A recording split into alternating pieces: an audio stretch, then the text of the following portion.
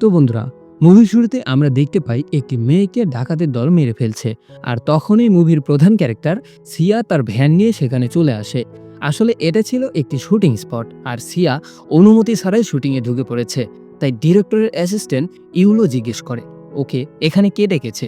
ঠিক তখনই শুটিংয়ের নায়িকা ভেরি বলে, আমি ফুল অর্ডার করেছিলাম, এবং সে সিয়ার নেওয়া ফুল সবাইকে উপহার দেয়। আসলে সিয়া এই ভ্যান দিয়ে ফুল বিক্রি করে থাকে। এছাড়াও সে ফুল হোম ডেলিভারিও করে থাকে। এরপর ডিরেক্টর যখন আবার শট নিতে চায়, তখন সেই মেয়েটি বলে সে পারবে না। তখন ডিরেক্টর সিয়াকে দেখে এবং তাকে জিজ্ঞেস করে, তুমি কি এই অভিনয় করতে পারবে? তাহলে তোমাকে 2000 টাকা দেওয়া হবে। সিয়া রাজি হয়ে যায়। তার অভিনয় দেখে সবাই হতবাক হয়ে যায়।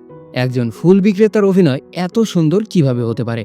তার পারফরমেন্স দেখে প্রডিউসার খুব বেশি খুশি হয়ে যায় এবং তাকে বলে, আমাদের নেক্সট মুভির নাম বক্সিং মম। এই মুভির জন্য তুমি অডিশন দিতে পারো। তখনই সিয়া লক্ষ্য করে কিছু বখাটে ছেলে তার ভ্যান নিয়ে চলে যাচ্ছে।